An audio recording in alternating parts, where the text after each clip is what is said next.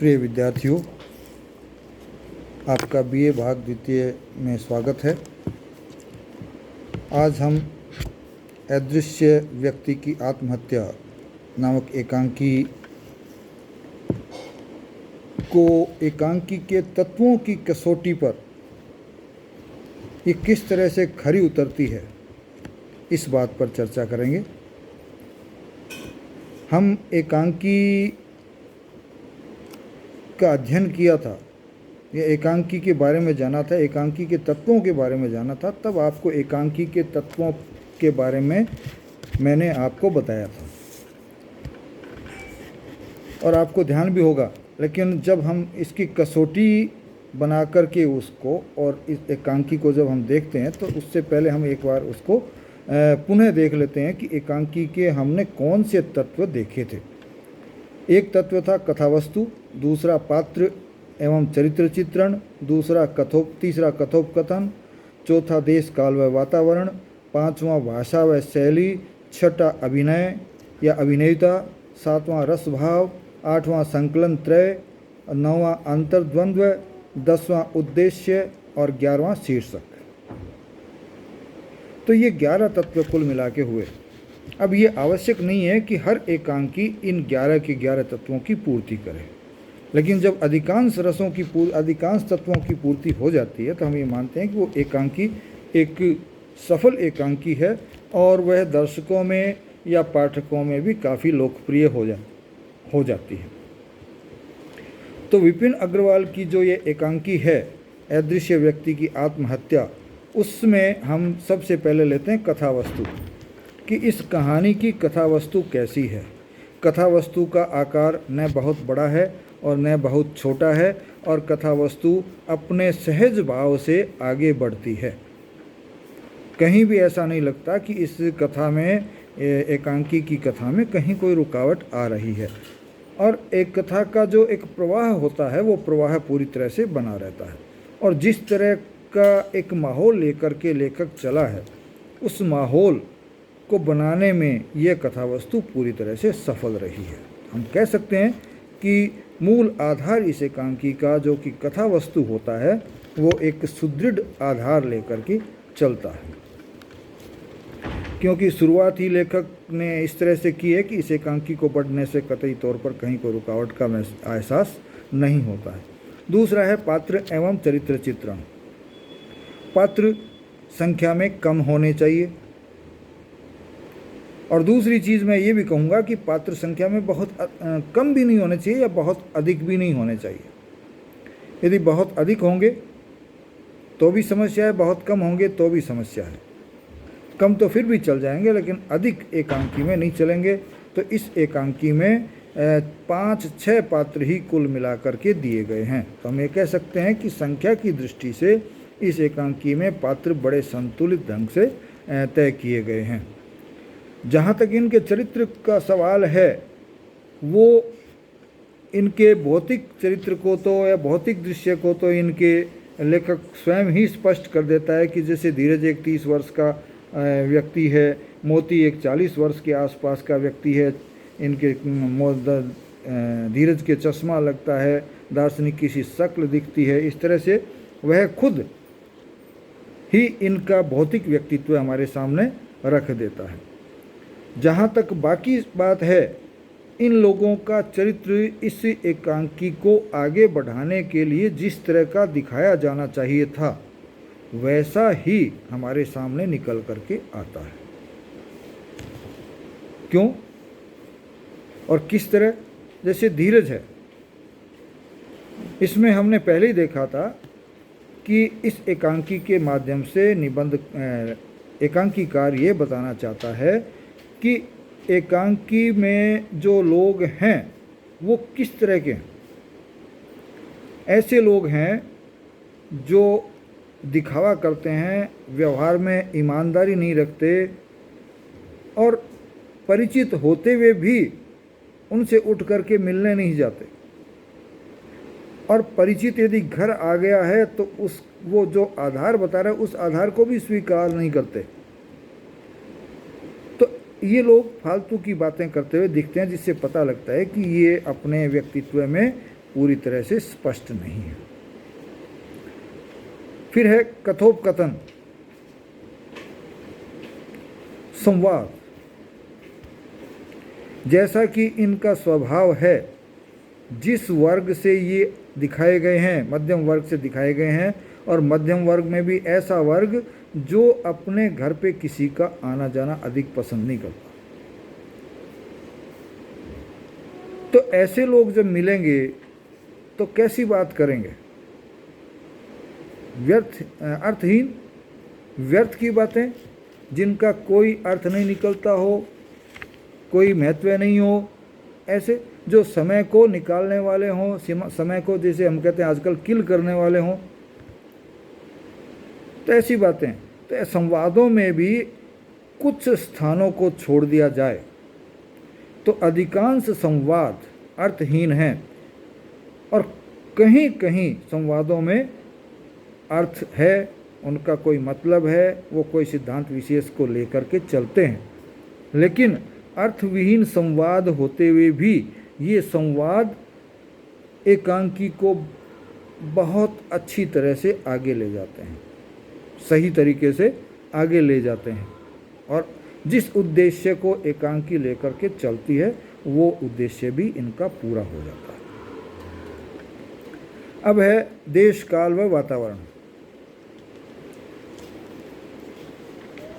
इनका निर्माण लेखक ने स्वयं पहले अपने स्वयं के द्वारा कर दिया है, वक्तव्य देकर के, और देश काल की इसमें कोई विशेष आवश्यकता भी नहीं है। मध्यम वर्ग को दिखाया है, भारतवर्ष का दिखाया है, तो घर भी वैसा ही उनका एक सामान्य मध्यम वर्गीय मकान है, उसमें एक लोग रहते हैं, और रेलिंग वगैरह उसमें लगी हुई है, सीढ़ियाँ लगी हुई है, किस तरह से चढ़ते हैं, किस तरफ से उतरते हैं, वो सारी बातें लेखक स्वयं ही स्पष्ट कर देता है।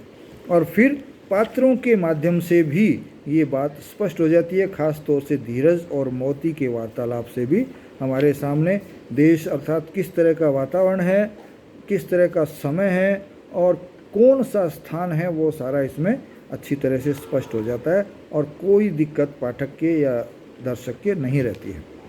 भाषा शैली, जैसे पात्र हैं वैसी भाषा का उपयोग सबसे अच्छा माना जाता है, और यहाँ इस जो एकांकी के पात्र हैं वो मध्यम वर्ग के पात्र हैं, और एक दूसरे के साथ उलझाना चाहते हैं, कोई बात स्पष्ट नहीं करना चाहते, तो वैसे ही भाषा शैली का प्रयोग हुआ है, जो कि अनर्गल बातचीत हमारे सामने उसमें आती है, जिसका कोई अर्थ नहीं निकलता। फिर छठा जो है अभिनय या अभिनेता। हमने पूर्व में जब ये एकांकी देखी तो एक चीज़ पाई कि इसमें ऐसी कोई चीज़ नहीं है जिसको अभिनय करने में कठिनाई हो, सिवाय एक अदृश्य आदमी को दिखाए जाने का या उसको प्रस्तुत किए जाने के। तो वो भी बड़ी आसानी से किया जा सकता है, और इस एकांकी में जहाँ जहाँ इसको अभिनीत किया गया है वहाँ वहाँ इसमें ये चीज़ बड़ी आसानी से दिखाई गई है। और यहाँ तक कि यदि रेडियो रूपांतर के रूप में भी इसको किया जाए तो भी अदृश्य आत्मा को दिखाया जा सकता है, अदृश्य व्यक्ति को दिखाया जा सकता है, या सुना करके आवाज़ की जो है व्यवस्था करके। तो इसमें अभिनय और अभिनेता इस एकांकी में बहुत सरलता से उपलब्ध हो जाती है, और नाटक के कलाकारों को कोई समस्या इसमें नहीं आती है। तो इस दृष्टि से भी ये एक सफल एकांकी है। रस भाव, एकांकी में मूलतः शांत रस को जो है मना किया गया है, और वो इस एकांकी में नहीं है।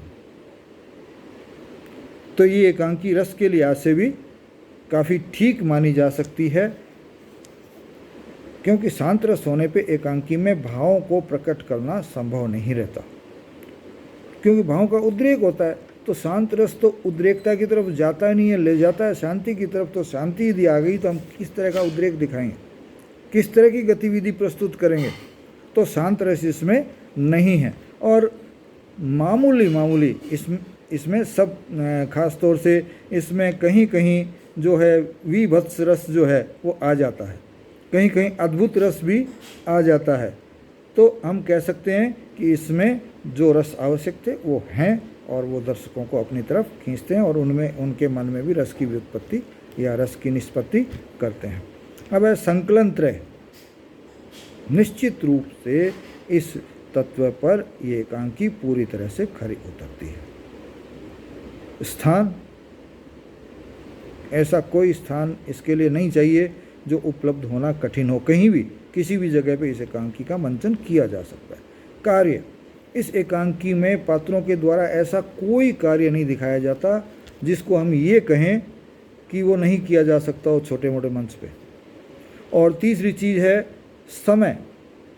समय भी इसमें कम ही लिया गया है, इतना समय नहीं है कि वो समय हमको उपलब्ध नहीं हो या उस स्थान पर, उस कार्य करने के स्थान पर इतना समय जो है आवश्यक है वो सारा हमको मिल जाता है। फिर है अंतर्द्वंद्व। अंतर्द्वंद्व का इस एकांकी में वैसे कोई बहुत ज़्यादा स्थान नहीं है, लेकिन अंतर्द्वंद्व को वैसे न दिखा करके एक अदृश्य व्यक्ति के रूप में दिखाया है जो कि मनुष्य के भीतर के और जो विचार हैं और बाहर के जो दिखावा है उसके द्वंद्व को प्रकट करता है। असल में बाहर कोई व्यक्ति नहीं है, वो अंदर वाला जो अच्छा व्यक्ति है, जो कहता है झूठ मत बोलिए, जो कहता है दिखावा मत करिए, वही अदृश्य व्यक्ति के रूप में दिखाया है जो अंदरूनी और भीतरी व्यक्ति के दोनों हिस्सों में द्वंद्व को दिखाता है। तो हम ये कह सकते हैं कि अंतर्द्वंद्व जो व्यक्ति के मन में होता है उसको भी बड़े विशेष तरीके से यहाँ प्रस्तुत किया गया है। फिर आते हैं उद्देश्य। इस एकांकी का उद्देश्य, इस एकांकी को यदि पढ़ते हैं और ज़्यादा गौर नहीं करते हैं तो हमें समझ में नहीं आएगा, लेकिन जब गौर करते हैं इस एकांकी पर, इसकी अनर्गल बातों पर, ऐसा लगता है कि ये लोग क्या बात कर रहे हैं। पढ़े लिखे लोग हैं, समझदार लोग हैं और फिर इस तरह से बात कर रहे हैं जिसका कोई अर्थ नहीं निकले। यूँ लगे कि दूसरे को बेवकूफ़ बना रहे हों और सामने वाले को ही पता लग रहा है और वो भी उसका बुरा नहीं मान करके खुद भी उसी लाइन पे चल पड़ता है। तो ये जो उस समय के समाज में जो दिखावा आ गया था, जो पाखंड आ गया था, जो एक दिखावे की, पाखंड की दीवार जो लोगों के बीच में खड़ी हो गई थी, उस दीवार को बहुत ही अच्छी तरह दिखाने की कोशिश इस एकांकी में लेकर के लेखक चला है। और उद्देश्य है कि ये हमारे मन के जो आडंबर हैं उनको मैं दिखाऊं और व्यक्ति को उन आडंबरों के नुकसान से भी करवाऊं और परिचित करवाऊं और उनसे बचने की कोशिश भी लोग करें, ये भी दिखाऊं। ऐसा उद्देश्य लेकर के एकांकीकार चला है और इसमें ये जो हमारे पाखंडों की दीवार है उसको बहुत अच्छी तरह से दिखा करके व्यक्ति के मन में ये आ जाता है कि हमें तो कम से कम ऐसा व्यवहार नहीं करना चाहिए। तो उद्देश्य कोई बहुत महान यदि न भी दिखता होगा, फिर भी एक महत्व उद्देश्य लेकर के लेखक इसमें चलता है। फिर है सबसे अंत में जो सबसे पहले आता है एकांकी में, शीर्षक। वो क्या बताता है? शीर्षक आकर्षक होना चाहिए, देखते ही पहली दृष्टि में ही हमको अपनी तरफ खींच लेने वाला होना चाहिए। वो ये है, कैसे है? अदृश्य व्यक्ति की आत्महत्या। जो व्यक्ति दिख नहीं रहा है वो कैसे आत्महत्या कर सकता है? और व्यक्ति अदृश्य हो कैसे सकता है?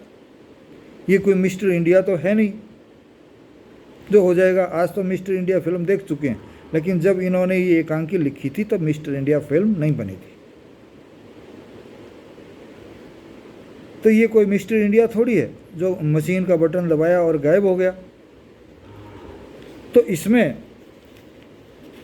शीर्षक हमें आकर्षित करता है और हमारे मन में एक उद्वेलन होता है, हमारे मन में एक उत्सुकता पैदा होती है कि हम पढ़ें कि इस एकांकी में एकांकीकार क्या कहना चाहता है। तो इसमें तो सफल होगा। शीर्षक छोटा होना चाहिए, तो ये बहुत बड़ा शीर्षक भी नहीं है, छोटे में ही आता है। तीसरी चीज़ अर्थविहीन नहीं होना चाहिए, वो भी इसमें है। और इसके साथ साथ ऐसे शब्दों का प्रयोग इसमें होना चाहिए जो कि उस वक्त के समाज में चलन में हो, और वो शब्द इसमें है। तो हम ये कह सकते हैं कि यह शीर्षक बहुत ही अच्छा है, जो देखते ही हमको एकांकी पढ़ने की तरफ खींच लेता है। तो इस तरह से हम देखते हैं कि एकांकी के जो 11 तत्व हमने लिए थे, उनके आधार पर यदि देखें तो यह एकांकी पूरी तरह से खरी उतरती है। तो तत्वों के आधार पर हमने आज इस एकांकी का जो है वर्णन किया, या इसकी कसौटी पे इसको कसा, और ये उस कसौटी पर खरी उतरी है। तो आज के लिए हमारा जो है हम इतना ही रखेंगे। या हम ये ज़रूर सोच सकते हैं कि इस कहानी में क्या कोई और प्रश्न बन सकता है, तो हम प्रश्न तो ये बना सकते हैं कि इस कहानी का कोई मुख्य पात्र यदि आपको नज़र आता है तो आप बताइए और अपने शब्दों में स्पष्ट कीजिए। या इस कहानी का उद्देश्य लेखक क्या लेकर के चलता है, क्या वह उसमें सफल रहा है। जो तत्व हैं, प्रत्येक तत्व पे एक एक प्रश्न बन सकता है। धन्यवाद। इसी के साथ जय हिंद।